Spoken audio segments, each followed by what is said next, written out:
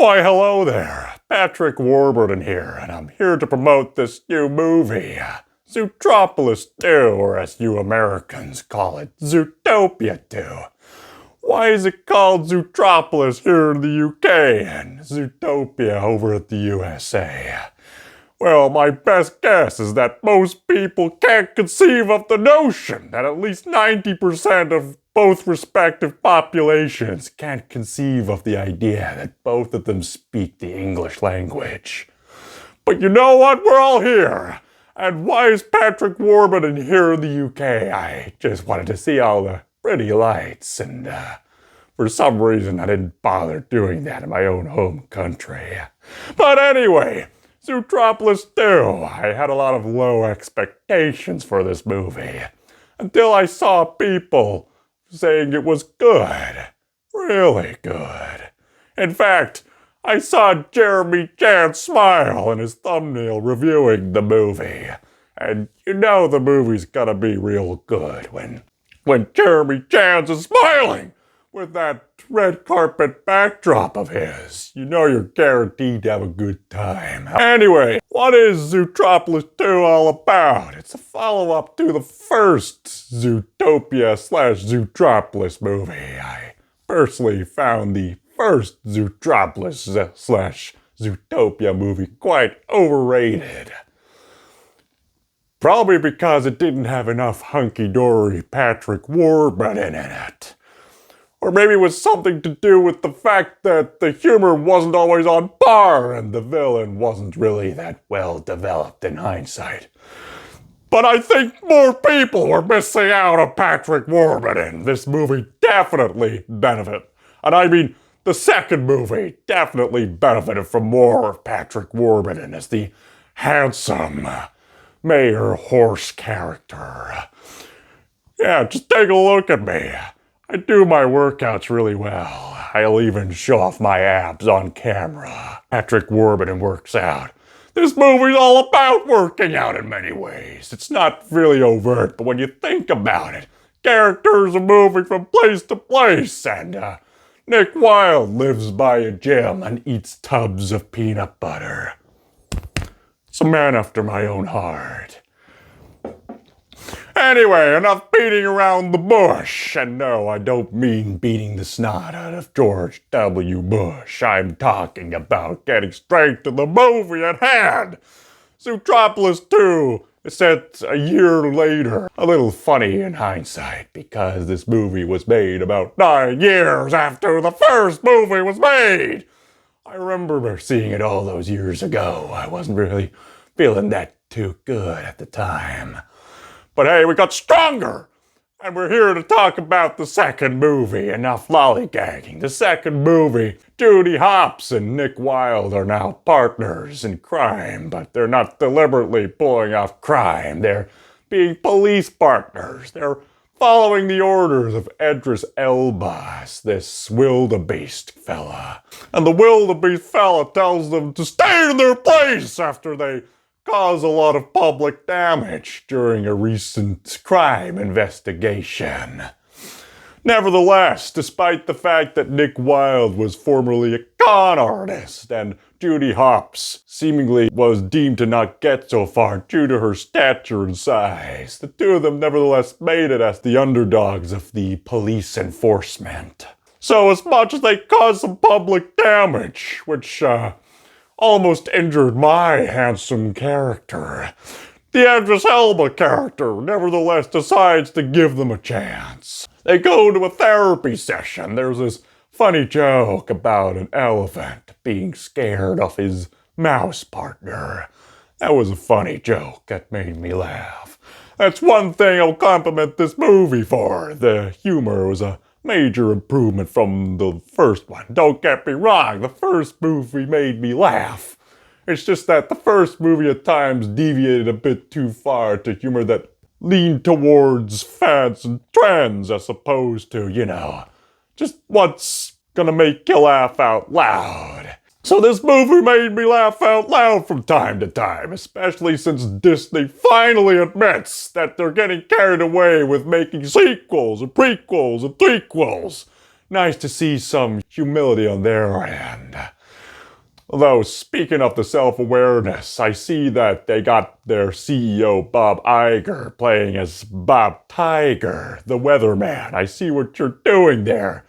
What the people of Zootropolis/Zootopia don't realize is that years down the line, Bob Tiger will eventually have the charisma necessary to somehow take over a beloved animation company and work his way up the hierarchy. And when people question his shady actions, he'll pin the blame on Bob Chipmunk and then rise back up the ranks. But anyway, that's probably gonna be elaborated in Zootopia/Zootropolis 3, maybe, but unlikely. So anyway, Judy Hopps and Nick Wilde are onto this new case. Whilst Nick Wilde is just sitting back, relaxing underneath the gym, eating peanut butter, Judy Hopps is onto a new case involving the ancient textbook, ancient journal, which holds the history of the very foundations of Zootropolis/Zootopia itself. It's said to be founded by this Lynx family, and according to the Godfather knockoff rat fella, you don't mess with the Lynxes because they're actually quite a shady bunch after all. You wouldn't want to mess with the Zelda fandom. And yes, I made that joke on purpose. I just kinda threw you off guard there, just to make this video a bit more interesting. But back to the video on topic. Judy Hopps is trying to protect this textbook/journal from being stolen. And she notices that this big blue snake guy is trying to steal it. And no, I'm not talking about Solid Snake from Metal Gear Solid. I'm talking about an actual blue snake! Snake! So the snake actually reveals that he intends to use this journal to reveal the secret to bring freedom to the oppressed people of the reptiles. And the Lynx family overtly reveal themselves as having hidden hostile intentions. So Judy Hopps and Nick Wilde find themselves framed for something they didn't do, and then try to help this blue snake fella who's called Gary.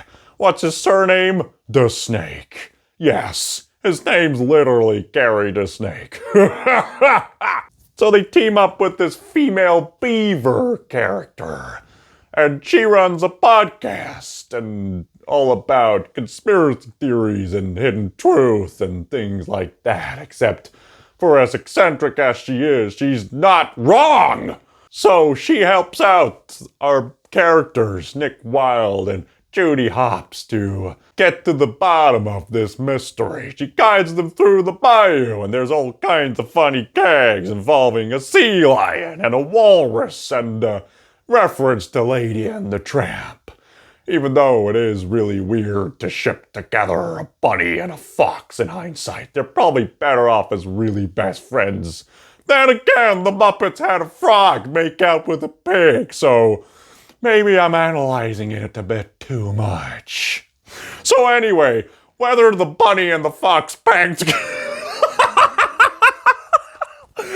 No.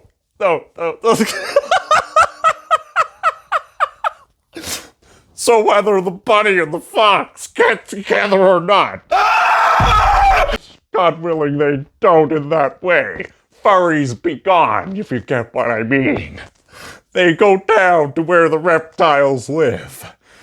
And they get the tortoise to move out of the way. Very clever Dorothy. I knew the show was going to host an actual tortoise. What'd you expect? There's all kinds of funny gags involving the lizards and reptiles, and this gag about eating worms.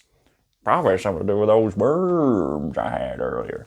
Probably because I ate up some of them worms earlier. But the police are out of them, so they make a run for it after catching a major hit. And then they're chasing down Gary the Snake, and there's this old intense scene of going through this water tube. Why does such a water tube exist? Probably for exclusive animals like the snakes and the hippos.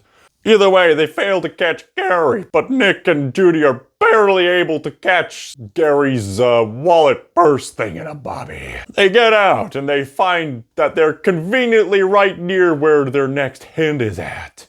Barely an inconvenience, as that pitch meeting guy says.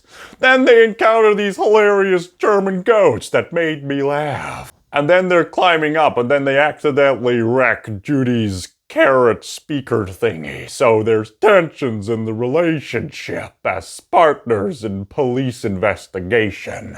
So eventually they make it to this very dangerously positioned lodge, and as they're investigating, the police catch up because Judy didn't bother to go back down to retrieve what the police could be tracking down.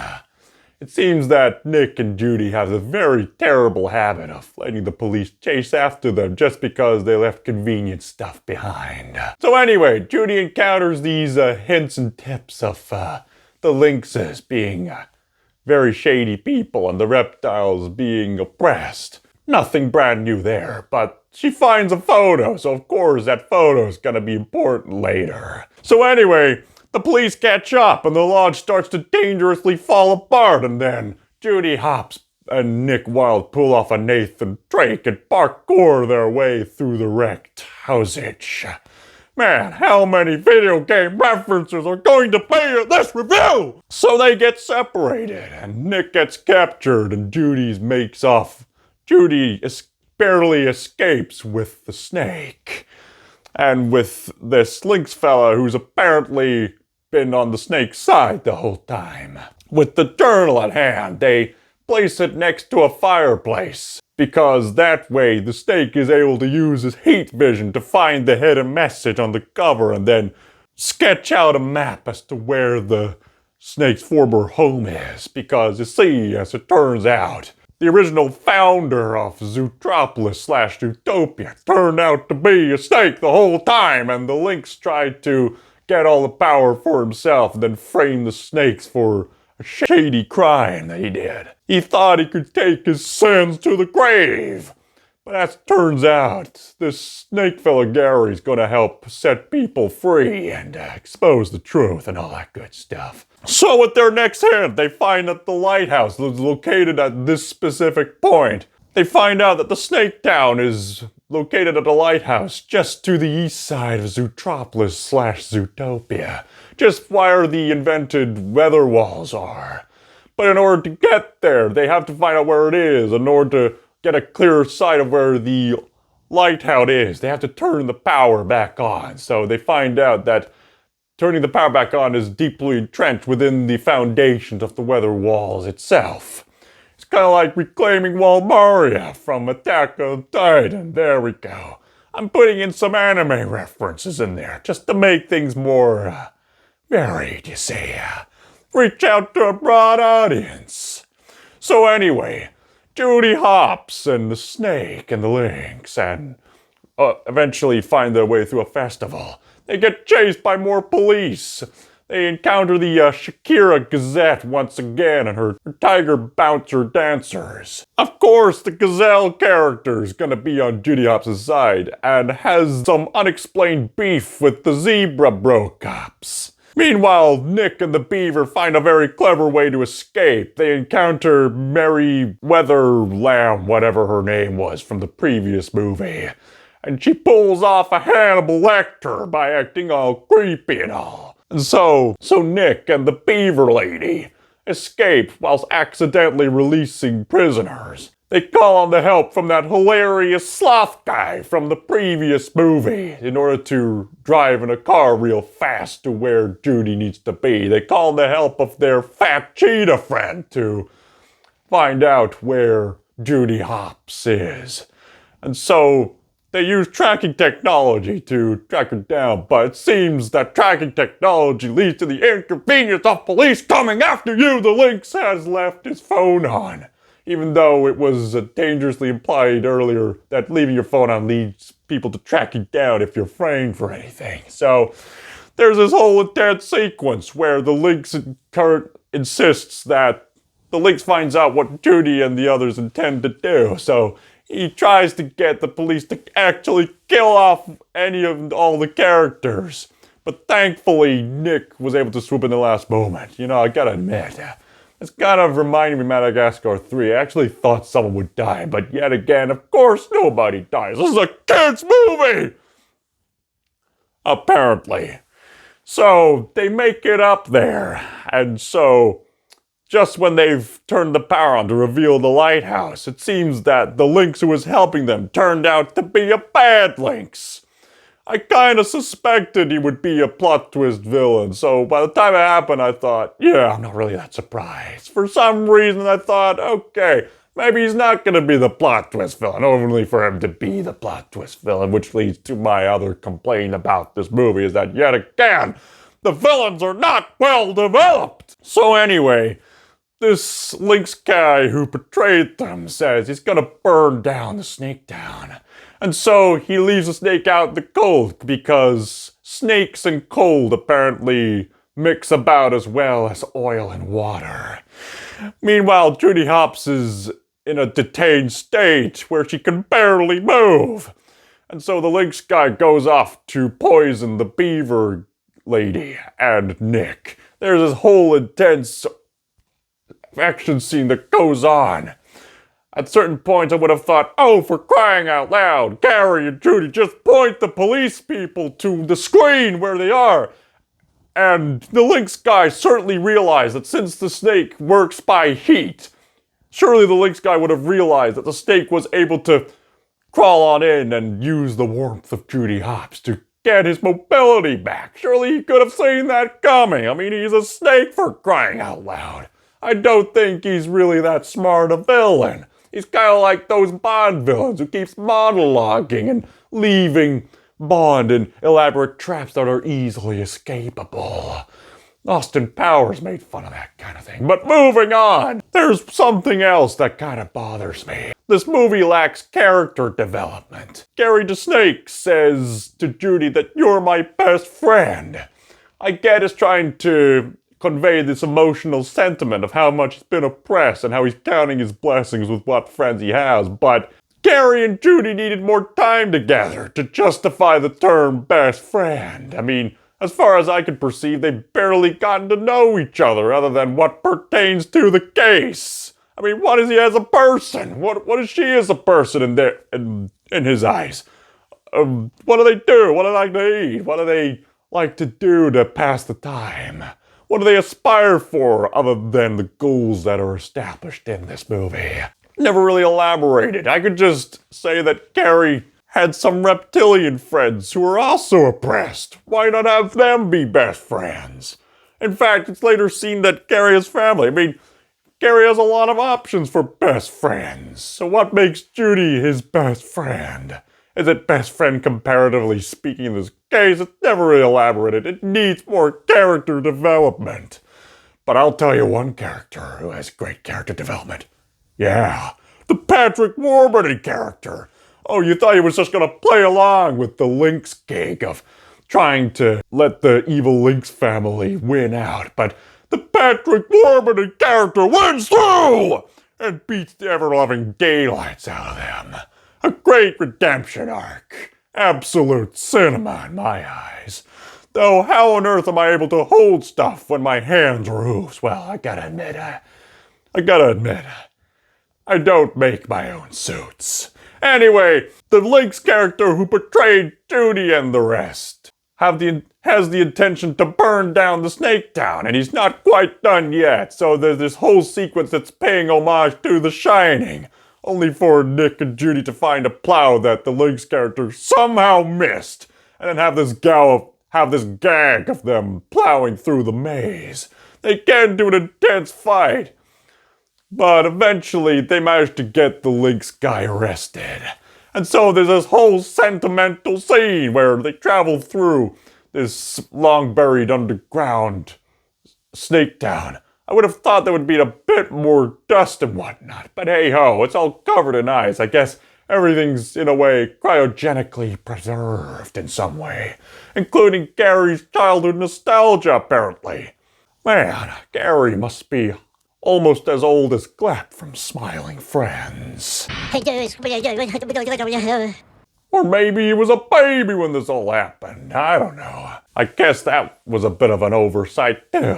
The exact timing of the timeline, things like that. So anyway, Gary gets his home back. It's all restored and the people live happily ever after, just like the previous movie.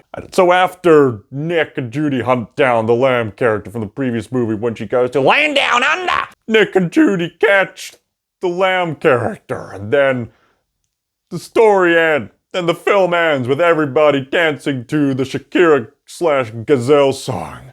It's not quite as memorable as Try Everything, which is more motivational, but you know what? It's a harmless little bop. Although I must say I was quite surprised when I found out that Ed Sheeran was involved with making the song a thing.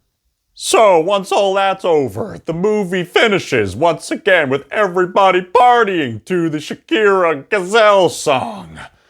This song, Zoo, isn't quite as memorable and motivational as Try Everything. It was quite a powerful song in its own context, but you know what? Zoo is a harmless bop, which will get people in a sort of party mood, although I was quite surprised to find out that Ed Sheeran was very much involved with the making of this song. Quite surprising. I mean, Ed Sheeran's got himself quite involved with several Hollywood-related productions. He contributed an epic song, I See Fire, for the Hobbit trilogy. He played an epic role in the movie Yesterday. And of course, you can't forget his significant role in the hit TV series Game of Thrones. Do you remember Ed Sheeran in Game of Thrones, when he won over the heart of Maisie Williams? And by the way, as for Maisie Williams, I've been watching you. The same way the majority of people who watch the show did. For better or for worse. So there you go. So overall, I like the movie. Glad to see Disney Animation is back on track. Let's see if they can keep this up. That's my review of Zootropolis Tuu / Zootropia Tuu. If you're about as confused as the English language barriers I am, feel free to complain in the comment section down below. And if you really appreciated the handsome Patrick Warburton character in this movie, then give this video a like and share with your fellow Patrick Warburton fans. And if anyone opposes Patrick Warburton, bring it on! Thanks for watching. Now, I've got some spinach puffs to cook. Thanks for watching. Now I've got to deal with my hair. Time to devour peanut butter.